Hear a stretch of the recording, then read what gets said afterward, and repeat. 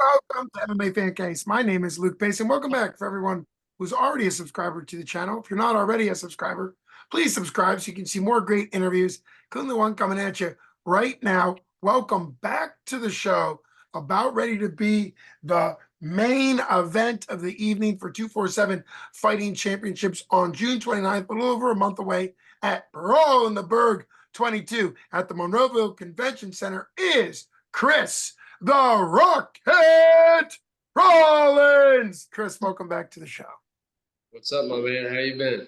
Always great having you on the show. I've been doing well. I got to meet you in person at your big fight down in Morgantown, West Virginia versus Ethan Hayes. You got a great win over him. You were kind enough to do a quick video interview with me in person, which I always think is great because you're just coming off the heat of a win. How have things been going since that win? You're now on a 4-fight MMA win streak. And of course, you've been doing MMA, boxing, professional martial arts for a long, long time. How have things been going since that fight in Morgantown? Oh, it's been going good, man. Just got back to working out. Just, helping some young guys come up at my gym. I had a jiu-jitsu tournament, so I had a bunch of kids doing that. So helped them. Took a few weeks, just focused on them. And then I'm always training and stay ready for next opportunities. Working on my show, Rocket Combat Sports 17, which is August 3rd. So just been busy and doing dad stuff too. Yeah, last time I had you on the show, I didn't know really anything about you. You were kind enough to come on to preview your fight versus Ethan Hayes, a fight that you then won. And I knew you were a fighter. Obviously, I could tell from Tapology that you've been around a while and really fought quite a bit. But I didn't know that you ran your own gym, Rocket MMA. I didn't know that you ran your own promotion. Really cool that you've got a promotion of yourself coming up in August. And then, of course, you're a dad, and so you got a lot of irons in the fire. And what's it like? We talked about this a little bit last time. What's it like with combining all of that?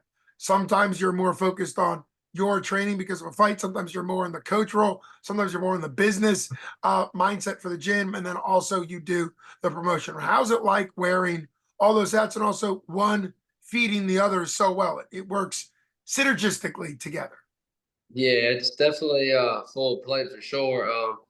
I was listening to an interview the other day. Matt Brown was doing it with. It's like when you're fighting, you have to be really selfish at times. So it's like luckily I've built some guys around that can help teach some of the kids classes and the intro classes. Like when I have a fight coming up, it's hard for me to be teaching every class at the gym. I got to try to focus on my training. So kind of give and take, but. Yeah, it's definitely a full plate, but like I said earlier, if I don't have a full plate, I kind of don't know what to do with myself. So kind of sitting around and just feeling like a normal person. That's kind of what I signed up for, you know what I mean? So it's like at times I complain about it, but then other times when I don't have a full plate, I'm like, I don't know what to do with myself. Yeah, your last fight, the fight against Ethan Hayes, was your 20th professional MMA fight. You now have a record of 9-1. So that adding up to, well, at least I think it did. I just realized that math does not work. So I guess this fight will be your 20th pro fight. Yeah, well, I had a draw in there, and then I got 10 pro boxing fights. I got Ah, this will be my 31st pro professional fight.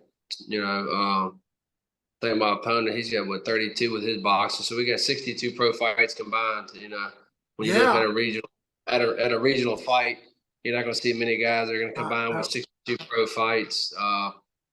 We've both been to the high levels. I've fought on some big cards on MMA. Fought on the biggest cards in boxing, Showtime boxing, Jake Paul undercard. Fought on PBC on the bubble on Fox on FX1. He's been in the UFC. So I mean, when you talk regional experience, we check all the boxes. Indeed, you do. Talk a little bit more about Khama, the Death Star Worthy. This is a spectacular matchup. It's a matchup I started talking about with Jim Mooney literally the night you had your fight. It's one of the reasons why Jim Mooney, the matchmaker, legendary matchmaker for 247, goes to regional shows, because a lot of pieces fit into place, right? And as you are a man that's been around on a lot of promotions, boxing, as you mentioned, also MMA. You told me on this show last time that, getting to go to someplace else, picking up and being the show on the road is kind of what you're used to. And so how did this all come together? And what are your thoughts as far as signing on the line when you fought versus Khama, when you signed to fight Khama Death Star Worthy? They reached out to me a few weeks after my fight. Yeah, I believe he was there watching my fight. So I guess I Yeah, caught his yeah. eye. And on the other senses, I guess what he saw of me fighting, that he thinks he can beat me. So that's why they wanted the fight. I mean, if you don't think you can beat somebody, you wouldn't ask for the fight. He thinks he can beat me. I know I can beat him. I know it's not going to be an easy fight for sure, but like I said, some of my losses are to the guys in the UFC, which he's been there. I've yet to prove that I've lost the fights against the guys that went on to be in the UFC and Bellator. I had some decision losses or whatever it may be, but like I think I spoke about earlier with you, like my fight IQ and everything is coming full circle now. And June 29th, you got to bring your popcorn, and it's going to be taking, it's like the Giants back when Eli Manning went on the road and won the wild card. Just went to West Virginia, went on the road. That was a hostile environment. I think this one will be even worse there, to be honest with you. The crowd's going to be rowdy, but I'm ready to rock. Yeah, it's a dream matchup. Both you guys are incredibly talented, long time MMA fighters, and that doesn't go together a lot, you know. And so I think it's great. Khama also, another similarity. Khama also owns and runs a gym, the MMA Academy, and often refers to his ninjas, who are the little kids he trains. And I can tell you, having sat cage side for his last fight for 247 back in April, some of those little girls from his gym come and they just screech, like they just ear piercing screech the whole fight. So be mentally prepared for that part of the hostile crowd. But yeah, so maybe I'm sure you train 10, 12-year-old middle school girls. So maybe have them screech at you while you're training to give you the Yeah, experience. yeah, for sure. That would be a cool story. His brother actually fought on my show and fought for our bantamweight pro title versus Amit. That was actually, it was a really good fight. They went to went the distance. It was a close fight, but it's a couple years later now. I'm fighting his brother up there, so this whole thing comes full circle, and the MMA world. Well, it does, and I think it goes a long way for Khama's reputation as a coach, as a gym owner, obviously as a fighter, as a UFC veteran. As far as you, right? Because we all know this is the part of MMA, particularly regional, local MMA, that if somebody gets a bad reputation, you have a good reputation. 247 has a good reputation. Obviously, Khama has a good reputation as a person, as a fighter. You wouldn't have signed this fight if things were terrible when Chaka fought for you, right? So I think Yeah, it's kind of cool to see you've been around a long time. Khama's been around a long time, and anytime you see really good veterans fighting, you kind of know what promotions you want to fight for, what you don't. Really cool that you had Chaka a couple years ago fight for a professional belt, for your professional belt. So very exciting, and Shaka himself is a very well-rounded, experienced MMA fighter. So as far as 247, to my understanding, you've never been to 247 event. You've never fought for them. They're an incredible promotion. What do you think about them? How's it been working with them, promoter to promoter? We talked about that with your fight down yeah. in Morgantown. You've got a unique perspective as a fighter, coach, gym owner, and also promoter. So how have things been going on the side, and what are your thoughts on 247 coming into this fight? Yeah, kind of touching on, I've already fought in PA before, but I've fought in 15 pro states. I've fought for some good people and learned from what not to do for some bad, but they've been really great to me. Talk to a hunter every time to shoot me everything I need, get the contract out fast. Got no complaints. Everything's top notch. Personally, the only thing I'll touch on about it is I think this fight, June 29th, is bigger than the 155 title fight, in my opinion. I got the win streak coming in here. He's never lost inside of that cage before. I think he's 6 or 7-0. Mhm. The champion for them just got his last loss was to Ethan. Got choked out. Everybody gets called. It's whatever, but I just beat him. So this is the pound for pound championship fight, June 29th. Well, that definitely makes sense from your perspective. I personally will remain neutral on that just because I'm good buddies with the Wolverine who you're referring to. No. I got a lot of respect. I've never met him before. I've watched his fights. He's definitely not an easy fight for anybody. He's game. They're But very, to me, all you guys are. I would put I Ethan like, in there with you guys too. You know, you look at his topology. You, Ethan, and Khama, all have been around a very long time. Fought fights possibly a little bit early in your career that you all three did, where you just were challenging yourself. You know, you've picked up yeah, some losses. Khama did before he went to the UFC. Obviously, Ethan did, and I think it's shown because the longevity of all three of your careers has been the fact that you've learned from your amateur and pro careers and continue to develop late both. And you mentioned Ethan Goss losing to Ethan Hayes in the Battle of the Ethans, which was an exciting fight, and you mentioned that, and certainly it makes sense. And really, when you think about it, Khama never lost his 155 belt within 247. Obviously he left for the UFC, and so the belt moved on, but definitely very exciting. How do you feel about that? You've made your case for it being, I guess, in some ways, you call that like, it continues. Like you can see that as a continuation of a belt fight. But this is a title fight. I think you've lost track of how many.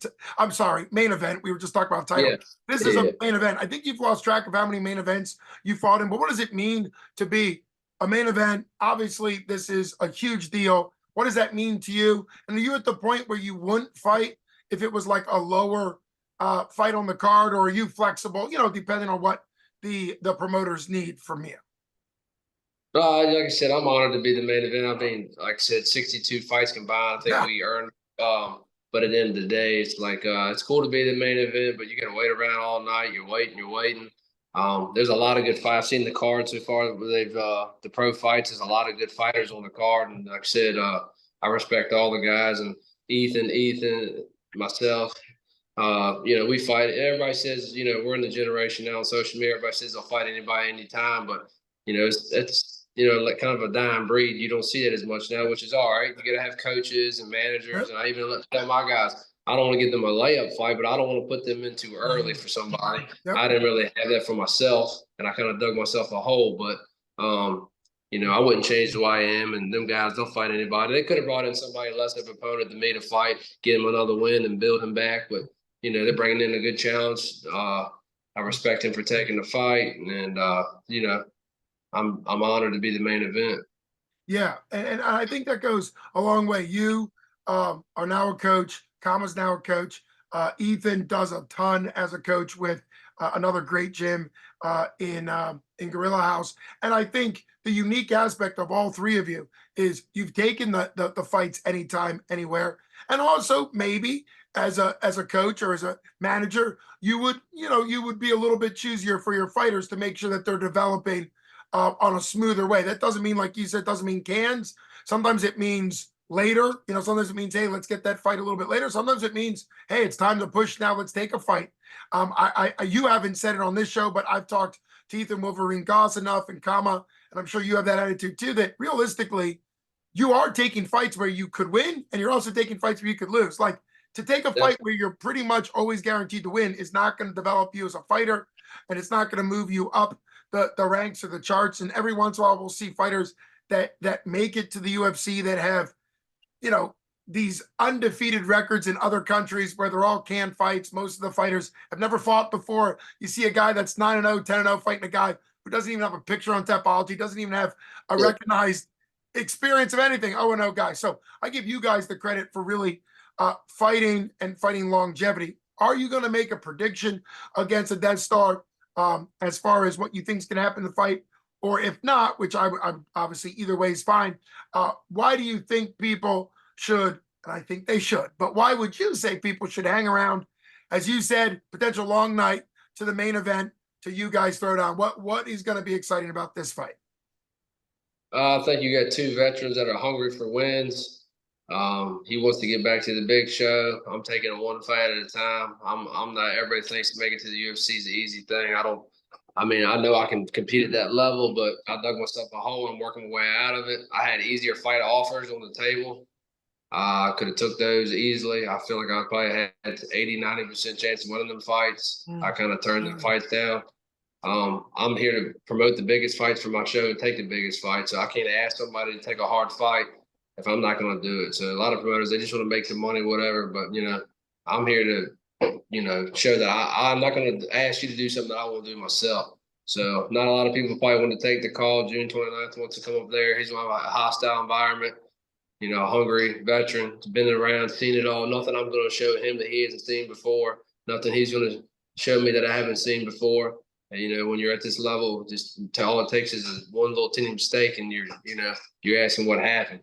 I know that, and I think it's going to be a fireworks. I'm going to come in there and get my hand raised. I don't like to make predictions just because every fight I've ever had never goes the way I imagine. I'm like, well, this guy's going to try to hold me, take me down, strike me. You don't know what it's going to be. We're both well-rounded. I think I'm the better fighter. That's why I got to pull up June 29th, represent my gym, represent everybody that supports me. And I'm grateful for the opportunity, and I want to put on.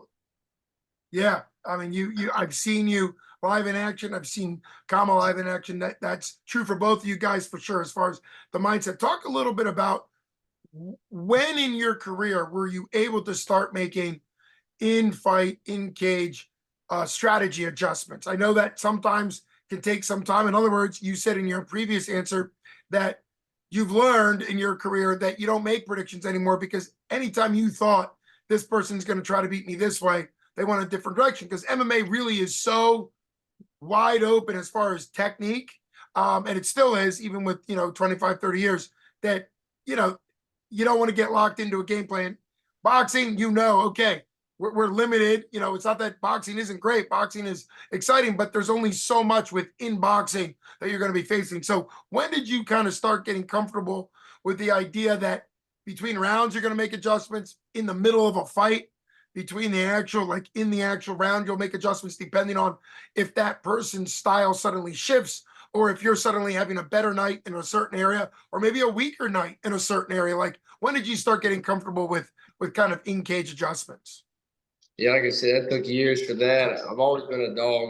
The dog is never you go away. As far as making adjustments and stuff, like I was saying, you think the fight's gonna go a certain way. When it don't go they're in the fight, then you're actually sitting there thinking, well, damn, I didn't think this was gonna happen. So now, to be honest, I really don't really watch tape really anymore. My opponents, I just let my people do, because then I make these guys bigger or better or worse than what I think in their heads. So I'd rather not do that. I let them watch the tape. I'm ready to rock, and I just listen and trust in what they tell me to do. And when they say it, last fight we had a game plan. I had to adjust from it some.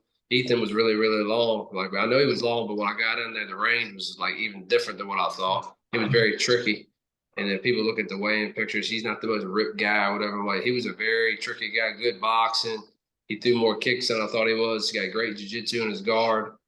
We had to adapt and, come out and get the win. And then this fight, we'll have to do he's going to adjust. I'm going to adjust. That's what we do. We're in there playing chess at this level. Back in the older days, we probably would just come forward and be throwing, but now both of us, we're throwing feints, we're switching stance, we're trying to set up things. We're at a high level. Yeah, exactly. I appreciate you answering that one, because it's more the finesse that happens over a long career, the adjustments, the setting traps that aren't just right in the moment, right?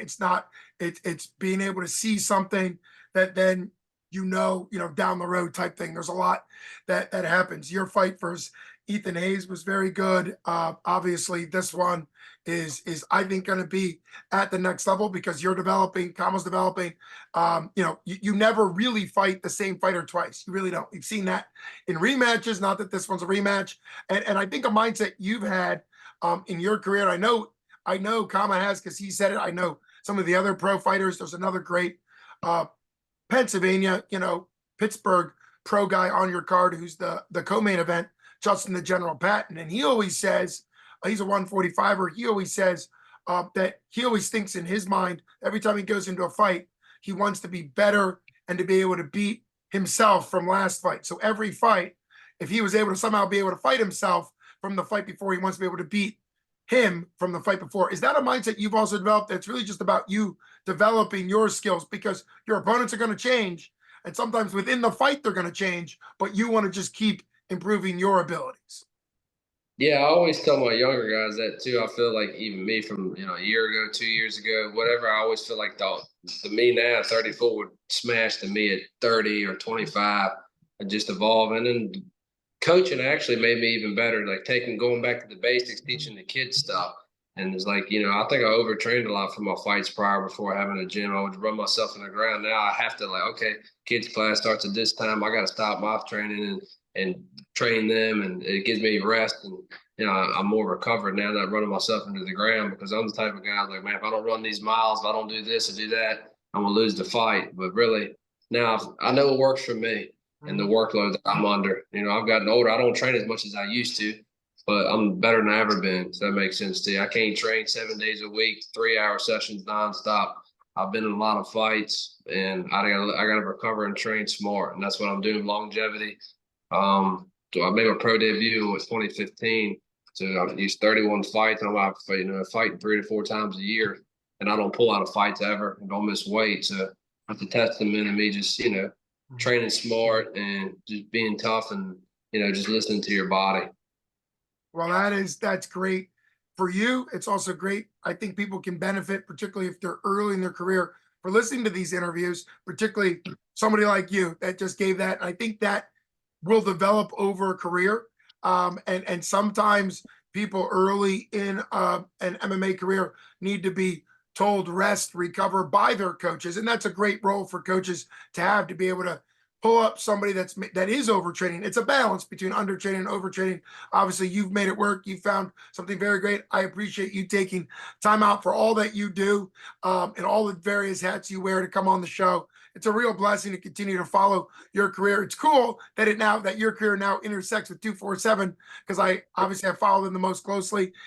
Really, really pumped. Can't wait to see you live in action for the main event of Brawl in the Burgh 22, June 29th at the Monroeville Convention Center for 247 Fighting Championships. Great opportunity. If you're going to be making the trip in to support Chris, go to 247fighting.com to buy your tickets. Click his name so he gets credit for it. If you're going to be staying at home and watching on the pay-per-view, download the 247 Live app on any smart device, including smart TVs, and that'll allow you to get the pay-per-view, and you can give Chris credit that way. Chris, thanks so much for coming on the show. You've been listening to Luke Payson from MMA Fancast with one half of the main event for 247 Fighting Championships, Brawl in the Burgh 22, Chris, the Rocket Rollins. Thanks so much.